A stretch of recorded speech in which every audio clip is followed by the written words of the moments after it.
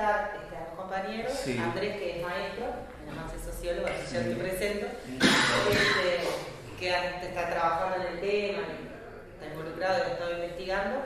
Y el otro compañero que va a venir es Martín Sanguinetti, que es economista, que también han estado en la cooperativa comuna en la que trabaja él, investigando desde el punto de vista económico del contrato, y bueno, que estaba bueno, era como complementario ahí del enfoque. Y mientras no viene Martín, empieza Andrés, y Andrés iba, la idea era tratar un poco el tema del contrato, las dudas que hubieran, y la injerencia en la educación, que es lo que ahí va. estaba estudiando. Voy a empezar por lo más general, que es el contrato, pasando muy por arriba la parte económica para no superponer con el río cuando venga. Esto que les voy a mostrar son solo algunas muestras, una característica, y después comentarles un poco cuál es la lógica detrás de esto. Cuando empecé a leer el contrato, sinceramente pensé que era una broma, pero realmente he hablado con otras personas que cuando empezaron a leerlo les parecía que era ficción, o sea que no podía ser. No se parece a un contrato, es decir, un contrato implica dos partes en la que una ofrece algo y la otra ofrece algo a cambio, o sea, y hay un compromiso y hay un costo por salirse de ese contrato, en fin, hay una serie de consecuencias que algunas pueden estar explicitadas en ese contrato y otras lo están en la normativa jurídica del país en el que se trata. Bueno, acá no. El contrato, que durante un tiempo se discutió si era un contrato o se parecía más a una carta de intención, como aquellas que se le enviaba y se le envía de distintos lugares al Fondo Monetario. Más allá de esa discusión, en el contrato, entre comillas, aparece una característica, que solo el Estado uruguayo arriesga el goce. Es decir, el Estado puede hacer toda la obra de infraestructura que se comprometió a hacer, y UPM puede decidir no hacer su emprendimiento. Ese es un dato muy relevante. Por eso parte del discurso gubernamental ha sido, bueno, en realidad el ferrocarril se precisaba para, bueno, en realidad las obras en el puerto eran necesarias para tal o cual cosa. Arrancamos con el compañero. Gracias, Martín. Esa es una característica bien importante.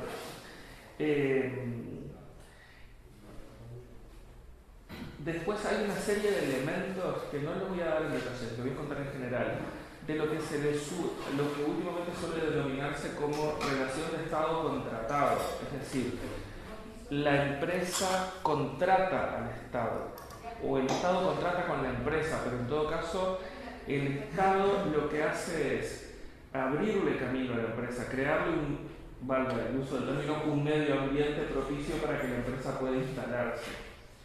Y esto es algo bastante peor que el neoliberalismo de los años 90, porque en los años 90 quizá el Estado privatizaba un servicio o lo daba en concesión, lo alquilaba, como quien dice, durante cierta cantidad de tiempo.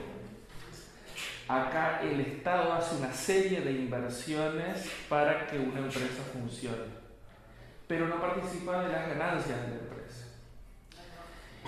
Parte de la creación de ese entorno para que se haga posible el emprendimiento productivo, en este caso de UPM, es lo que se llama congelamiento del derecho. En el contrato se establece que los cambios jurídicos, los cambios judiciales, los cambios legislativos que puedan darse a posteriori del contrato no van a regir para esta empresa. Y eso es un caso en el cual el Estado resigna su soberanía, es decir, resigna su capacidad de legislar. O sea, en realidad puede hacerlo, pero a un costo exorbitante, ¿no? Entonces, en el plano del derecho, el Estado resigna su capacidad legislativa.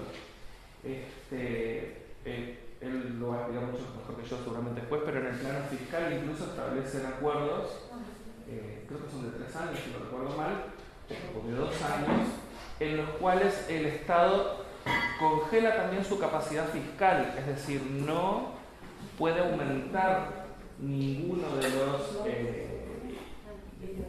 impuestos o digamos de las posibles extracciones de dinero, cánones, etcétera, que pueda obtener de la empresa durante cierto periodo de tiempo, cosa que no se aplica a las empresas en general, porque si una empresa tiene un boom en las ganancias, el Estado tiene toda la legitimidad para hacer los cambios que quiera en materia fiscal.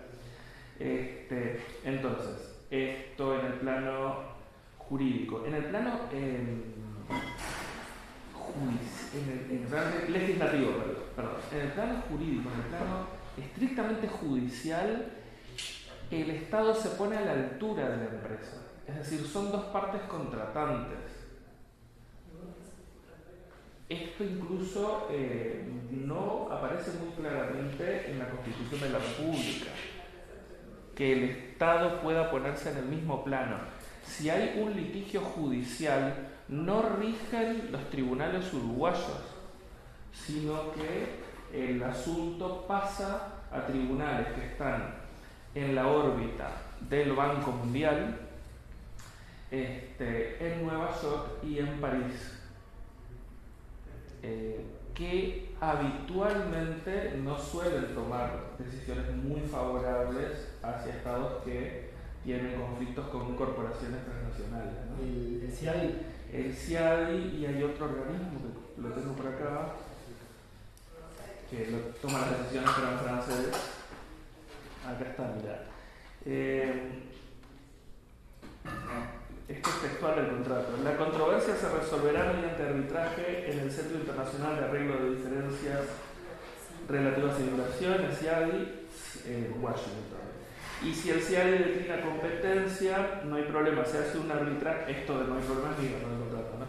En el contrato dice: arbitraje regido por las reglas de arbitraje de la Comisión de las Naciones Unidas sobre Legislación de Comercio Internacional, UNICITRAL, y administrado por el Secretariado del CIADI. O sea, esto es una sesión, digamos, de soberanía que no es en Uruguay, esto es en Argentina, en Brasil, en toda América, en realidad en muchas partes del mundo, en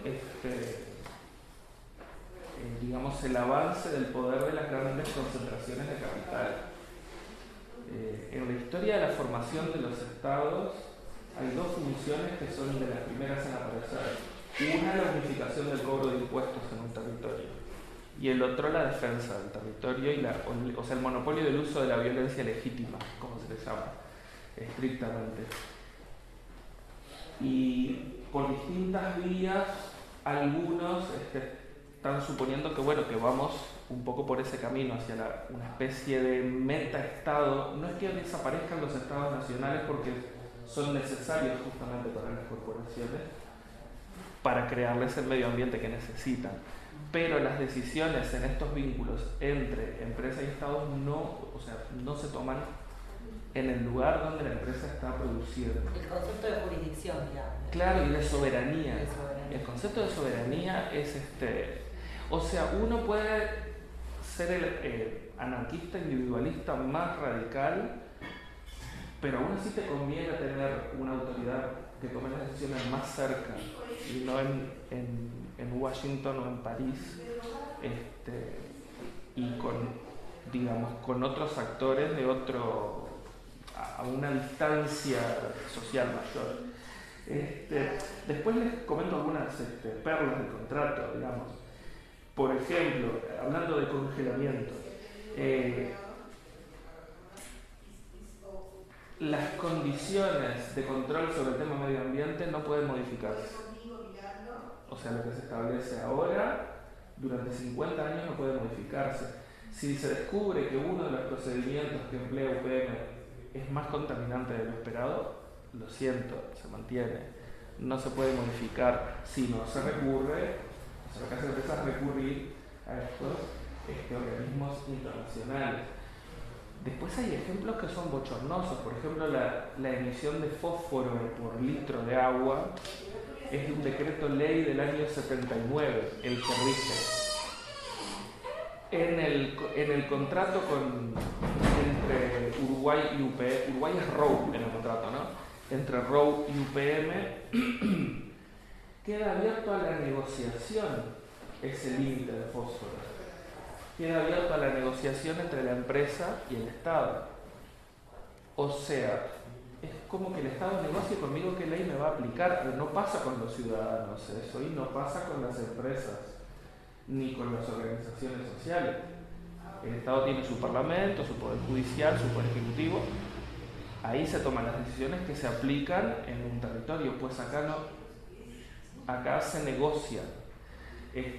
Si hay daños al medio ambiente, en el contrato aparece explícitamente que se negocia con UPM la forma de reparación o de mitigación o de compensación económica o lo que fuere.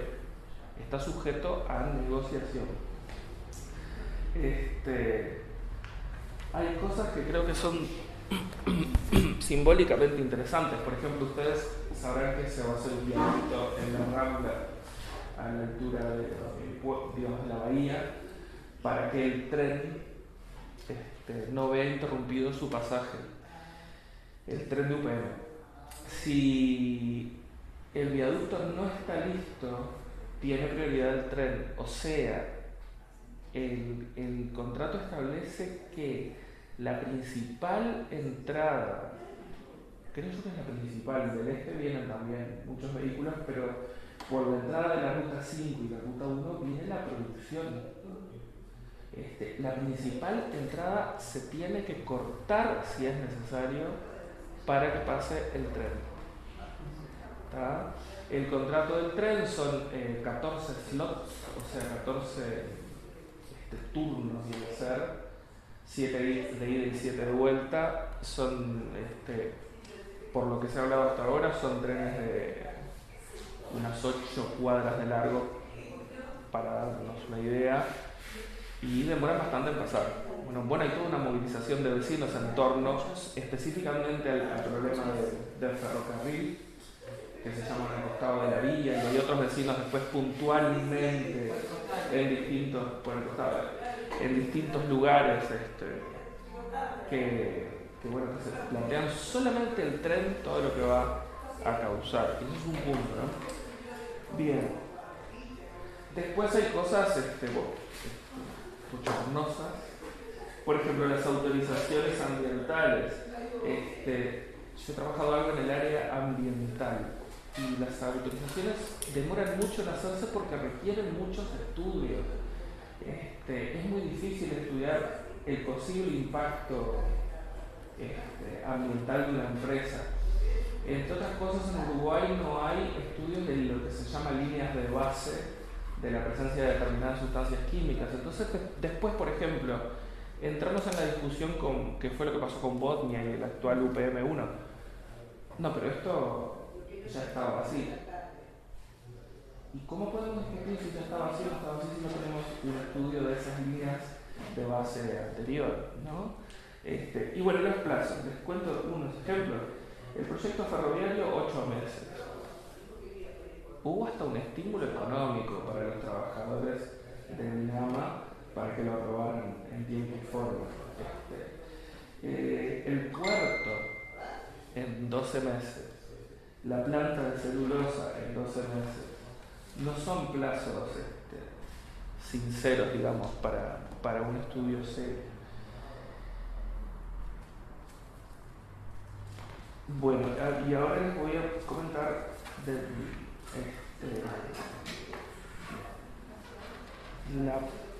hay cosas que no sé qué. De la parte educativa, pero antes les cuento solo una más. En general voy derecho a la educativa. En todo este proceso, y esto es bien interesante cómo se traslada a la parte del sistema educativo, es el Estado el que le rinde cuentas a la empresa.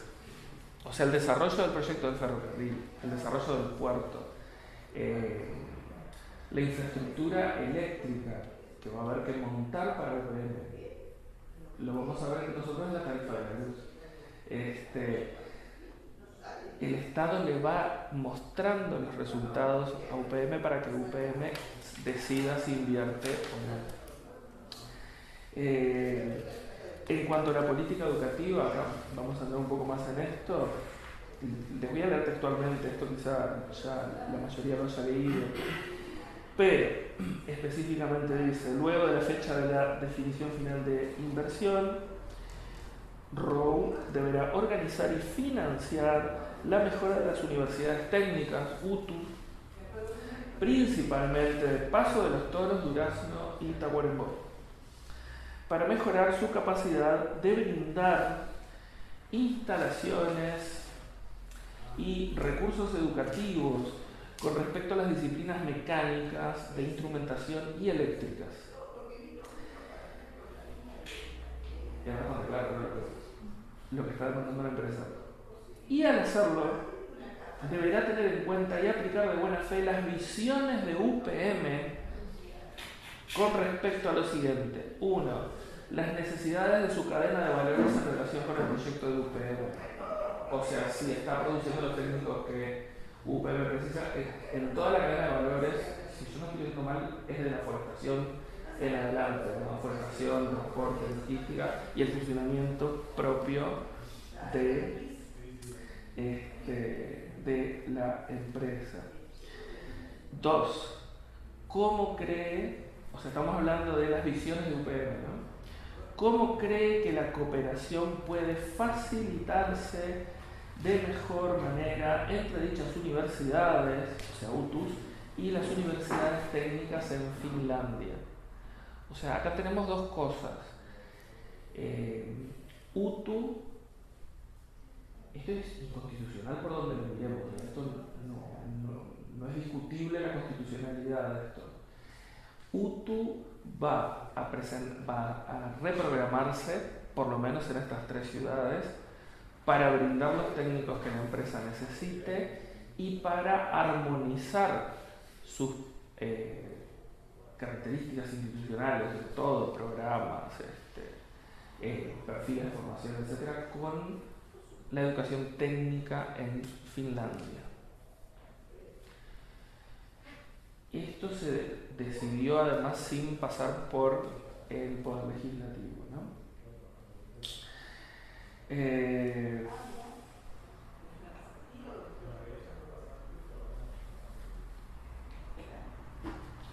Bueno,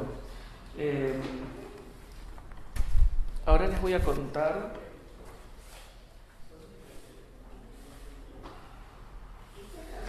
algunas cosas que ya está haciendo UPM a nivel educativo. Son algunas, y hay muchas porque hay bastante plata en la Fundación UPM. Bien. Primero les cuento algo que encontré en un artículo de Alma Bolón que está genial. Dice esto es que ella a su vez lo encontró en una página del grupo Guayubira o Guayubira. Dice: UPM organizó un concurso de cuentos que se llamaba Cuentos del Bosque, y los cuentos que se valoraban más eran aquellos que proponían una visión proactiva y positiva sobre los problemas del medio ambiente, es decir, no los que establecían una crítica a los problemas del medio ambiente, o sea, una visión proactiva, pero proactiva en el sentido corporativo, es decir, bueno, cómo apoyo el mejoramiento del medio ambiente, pero no qué empresas tengo que sacar del medio o qué cambios tengo que hacer al respecto. Después, bueno, por ejemplo, una de las cosas más graves es el acuerdo entre UPM y UTEC. UTEC es escandaloso, o sea, la Universidad Técnica, Tecnológica, está financiada en buena parte por UPM y sus carreras están perfiladas para servir a UPM. no es solo el caso, en realidad es una universidad sin autonomía ni cogobierno y con control político muy fuerte que se creó para formar técnicos que yo no me animo a llamarlos universitarios, pero puedo estar equivocado, porque no he leído los programas, o sea, esto es una suposición, pero creo que la formación universitaria apunta o debería apuntar más a una cultura general y una perspectiva filosófica más amplia, digamos, que el servicio técnico directo para la producción, ¿no? Pero bueno, UPM compró un ómnibus para transportar adolescentes en Río Negro, lo cual habla muy mal del Estado, ¿no? ¿Qué pasa? Que es intendencia y que el gobierno nacional no puede poner un ómnibus para trasladar a los chicos que viven en el campo. O sea, ¿por qué aceptar lo que lo haga UPM? El Charabón se llama el ómnibus. Y esto es interesante, porque todas las corporaciones cuando instalan algo le ponen un nombre guaraní, charrúa o algo así, como es como, ¿no? Como una forma de enganchar. Y sí, claro, todos los proyectos tienen un nombre así. Es más, uno empieza a causarle rechazo, un nombre guaraní, y en vez de decir qué bueno, dice, acá hay una empresa. Claro. Sí. Bueno, en fin.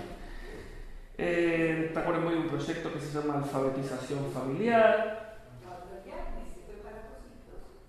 Para maestros de las zonas rurales. Y van. O sea, alfabetización familiar es una formación para maestros. Para maestros. Hay formación para directores. No les voy a aburrir con detalles, hay cursos para, esto es medio maquiavélico, hay cursos para docentes de secundaria y de UTU no titulados. O sea, la educación en el interior, la educación secundaria se sostiene con los docentes no titulados. Es algo que a veces desde Montevideo... Acá también, bueno, acá. Y se sostiene porque, bueno, a veces es gente que no pudo terminar su carrera docente o tiene una formación técnica en el área, sabemos que eso no es lo ideal, pero bueno, pero es gente que tiene idoneidad para trabajar, secundaria tiene sus sistemas de inspección y de control también de si la calidad de lo que hace es bueno, y en cualquier caso, si no fuera por ellos, no habría UTUs y liceos en muchos lugares del Uruguay. Entonces toman a los más vulnerables para darles una titulación. Hay también posgrados vinculados a la Universidad Católica y a la Universidad de Montevideo, que son las dos que han como tomado más relevancia en esto. Bueno, ustedes me interrumpen cuando quieren, porque no hay ningún problema. Acá se abren muchos temas, solo lo voy a tirar así muy elementalmente para no ser muy extenso, porque hay muchas cosas para pensar acá. Una de ellas es la laicidad.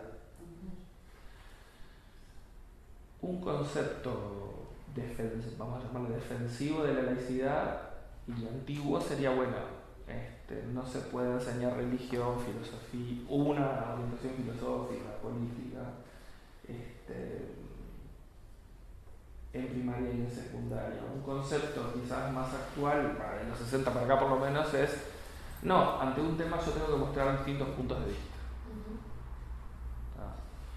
Bueno, esto no está pasando porque los grupos militantes ecologistas que han querido ir a los liceos y a contrarrestar las presentaciones que hace UPM no están pudiendo hacerlo. O en realidad me parece que no debería entrar ninguno de los dos, o que en todo caso los docentes tendrían que organizar cómo hacerles llegar encuentros donde haya posibilidad de que todos los discursos puedan expresarse, pero no solo el discurso de la empresa. Ustedes no sé si han visto, hay un video, yo ahora no lo pude encontrar, hay un video de la Fundación UPM en el que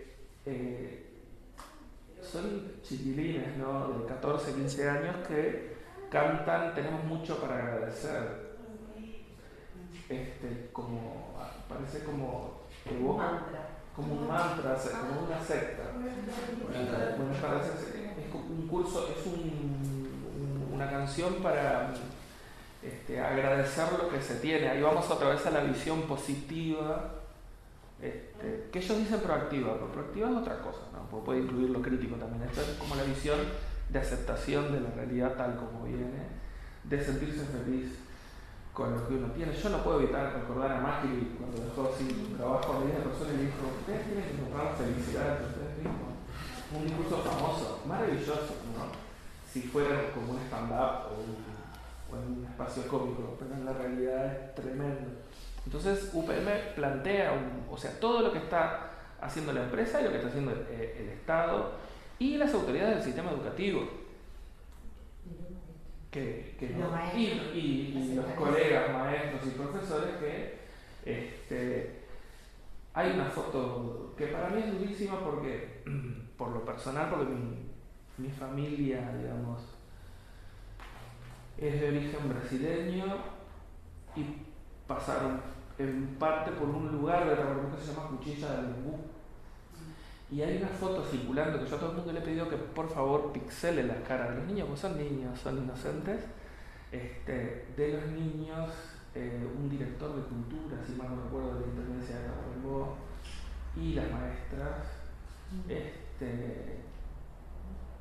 con un cartel de UPM, con banderas y con hicieron algo así como la recreación de un parque jurásico con dinosaurios. Si querés conquistar niños, dale dinosaurios, ¿no?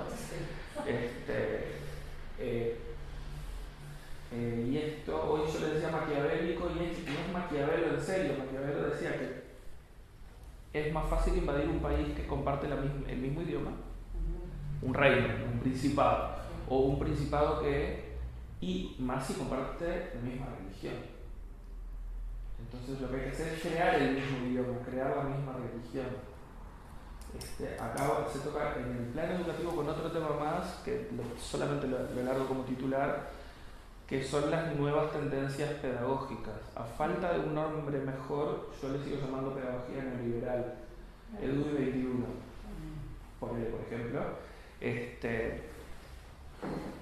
decir, la crítica que se le hace a la educación del siglo XX, según la cual el modelo de estudio es como una cadena de montaje, ¿no? Donde uno va pasando por grados, por salones, por algo que la escuela tiene diseño de fábricas, ¿no? Panóptico, ¿verdad?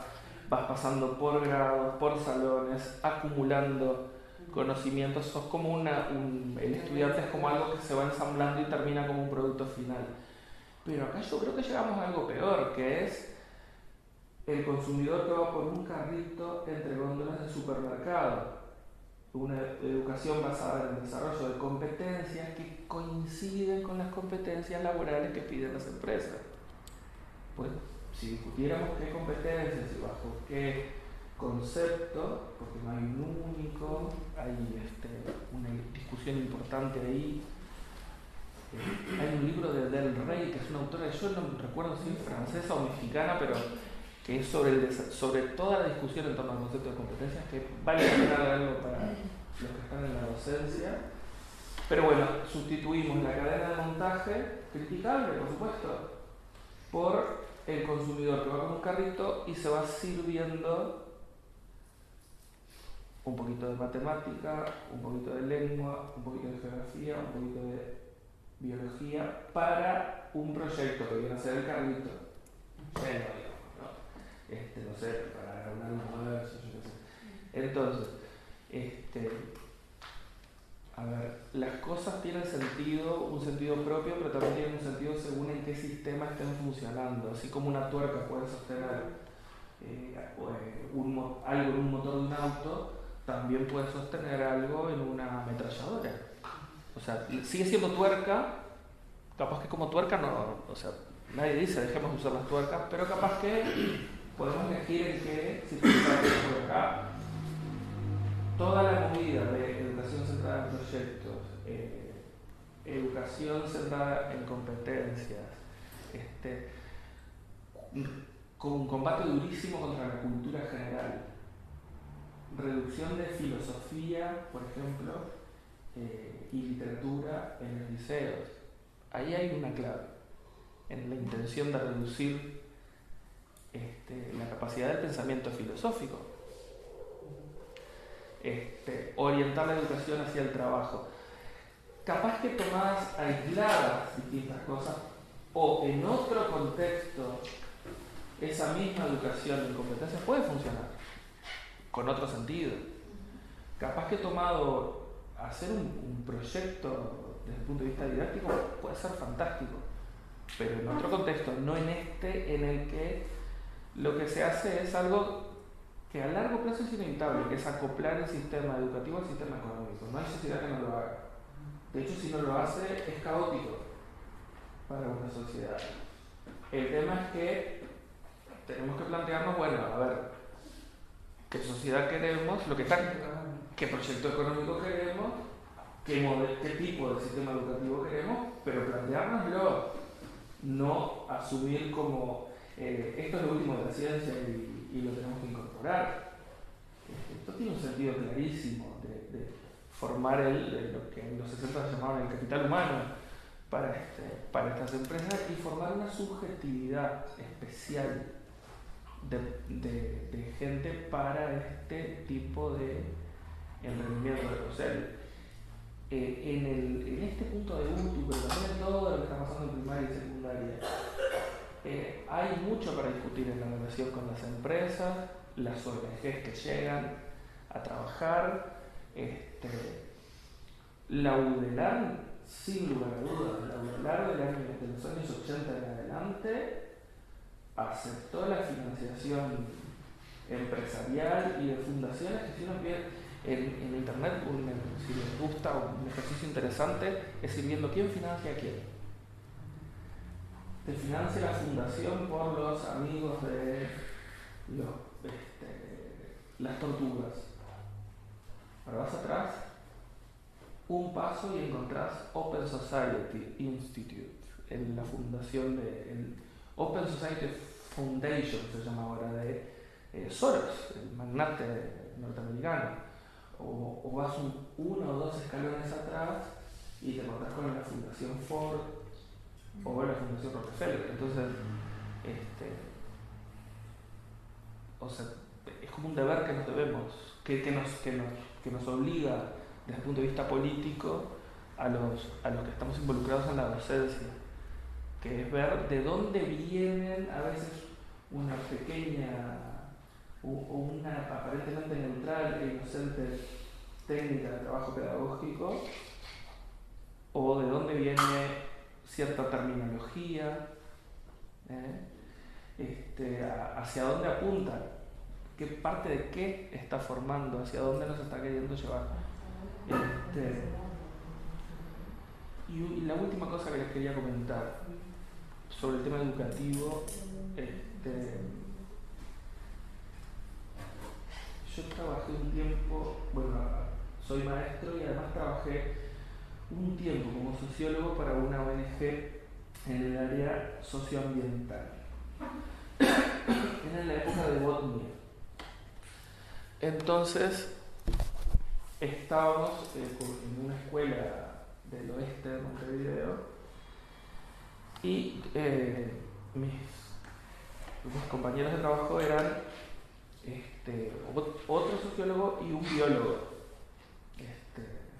con el que aprendí unas cuantas cosas de biología. Bien intencionados, todo bien, ¿no? Entonces, charlando con los gurises, dicen, bueno, a ver qué podemos hacer para mejorar la situación ambiental del barrio X, ¿no? Y los gurises, bueno, reciclar, ya está como, ¿no?, naturalizado. Reciclamos, reutilizamos, todas las R, ¿no? Y salta uno un poco más como combativo, informado, o que lo vio en la tele, no sé, y dice, ¿y por qué no hacemos algo para protestar por Botnia? Porque mucha gente dice que va a contaminar el río Uruguay. Y entonces uno de mis compañeros de trabajo, que era mi jefe, dice, no, está bien que pienses eso, lo podemos discutir otro día, pero nosotros tenemos que hacer solo lo que podemos cambiar en la vida cotidiana. Y yo creo que, si no todo, el 90% de la educación ambiental que estamos haciendo los maestros, los profesores y también la educación no formal, las ONG que trabajan en el medio ambiente e intervienen, no estoy hablando de las intenciones de las personas sino de los efectos políticos, ¿no? Son todas orientadas a lo que hace el consumidor, que por supuesto que el consumidor es muy responsable. Uno puede elegir y en esa elección puede afectar a una empresa. Nos ponemos todos de acuerdo en no consumir un producto y podemos voltear a una empresa. O nos ponemos todos de acuerdo en difamarla o no difamarla, decir la verdad sobre algo negativo en las redes y la podemos afectar. Pero hay otras dos patas, está el consumidor, pero hay otras dos patas de este trípode que son el Estado y particularmente el gobierno del Estado y las propias empresas. Y esas quedan por fuera de la educación ambiental.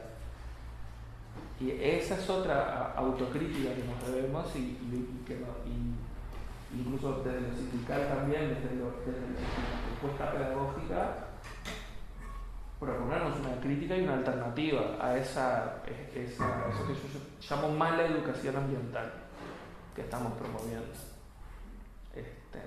Bueno, está siendo muy amplio.